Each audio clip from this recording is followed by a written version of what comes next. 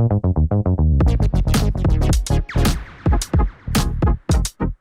this is Ashley Victoria Robinson coming to you from the Pop Spot here at BookCon, and I am joined behind the woman we've been reading our entire lives, Holly Black. Hi, Holly. Hi. How has BookCon been treating you so far?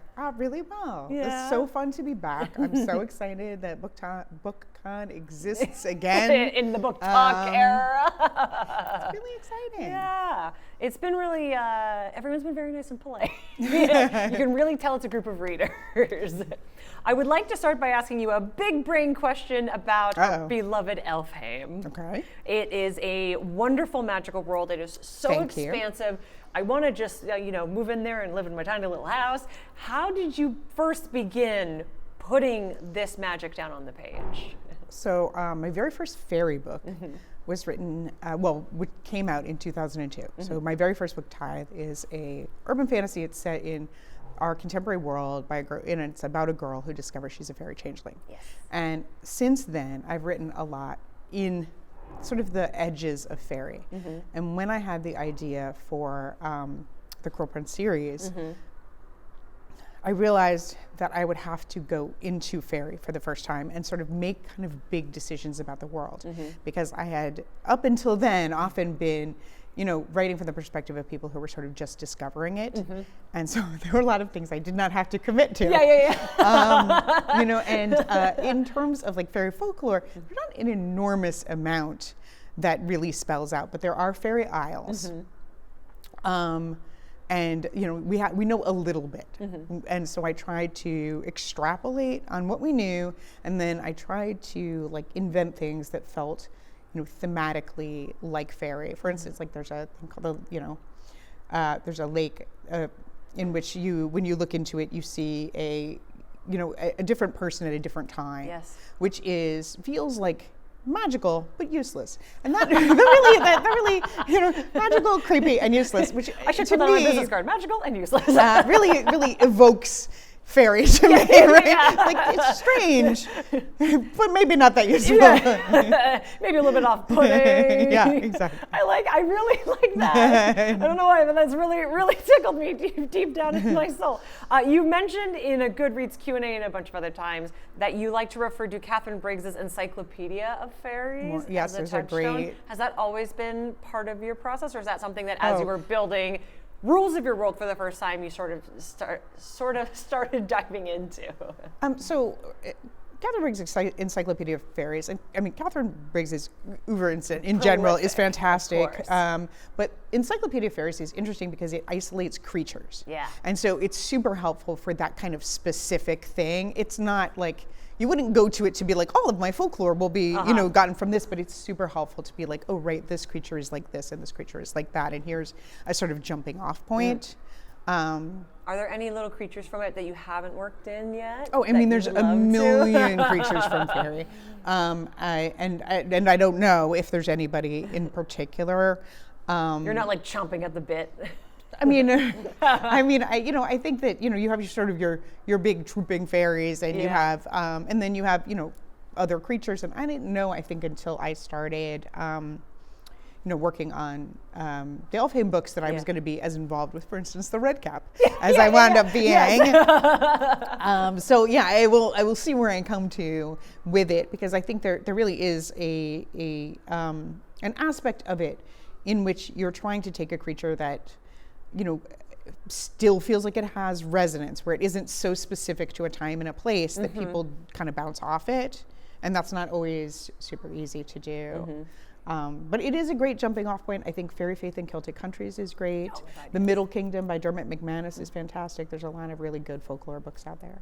So just because you mentioned the Red Caps, is that something that you're gifted a lot? I can imagine, because it's such a strong visual, that readers would be like, here's a little like a blood-covered cap. I have not yet been given a blood-covered cap, but I'm still waiting. BookCon 2027, we're going to come back here, you're going to show me, and be like, here's your little teeny tiny blood-covered cap. All right, it's time to dive into Spiderwick Chronicle territory.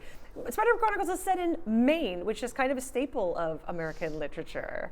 Stephen King, of course, comes to mind. Why is Maine such the right place for you to foster your brand of magic?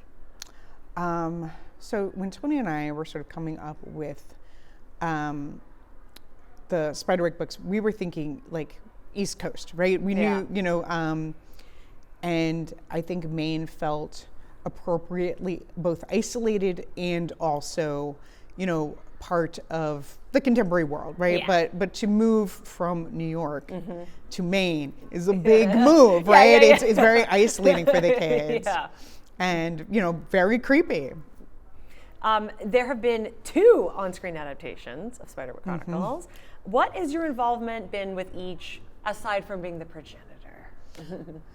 So we, you know, with the film, we consulted sort of the whole way through. We were, you know, we were around, and we got to put our 2 cents in, whether or not, right, whether or not it was taken. You know, Tony, I know, worked a lot with the visual effects people, like,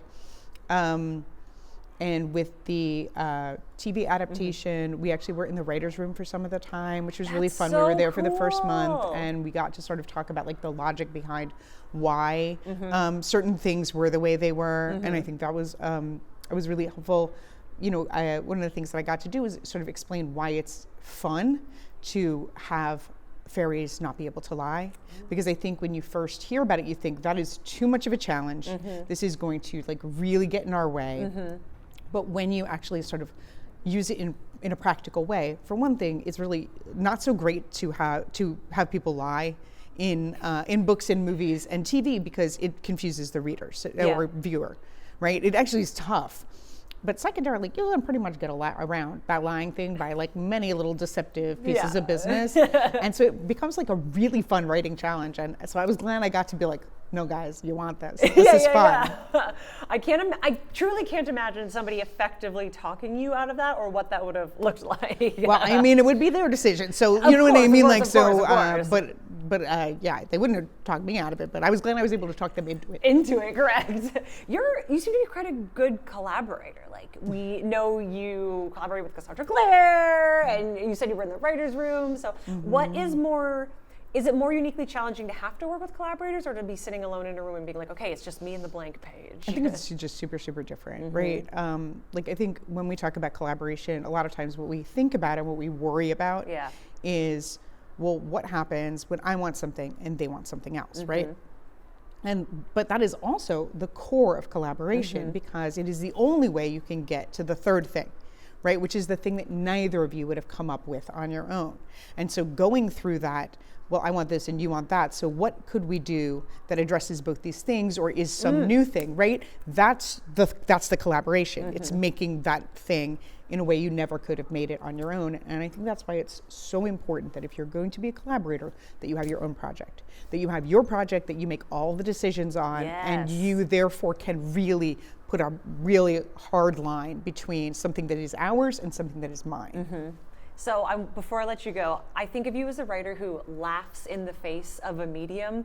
You have written middle grade, young adult, comic books, picture books, television and film. What is next? What else could you possibly have to tackle? Is there a specific medium that is calling your name that you could maybe tease? No, I am super happy to be writing books. And, you know, I've been writing more adult books. I'm super excited about that. But at the end of the day, I love playing around. I love messing around, but at the end of the day, I think of myself as a novelist, and that's what I want to be. A prose girly forever and ever. Holly Black, thank you so much for joining us in the Pop Spot today. Thanks for having me.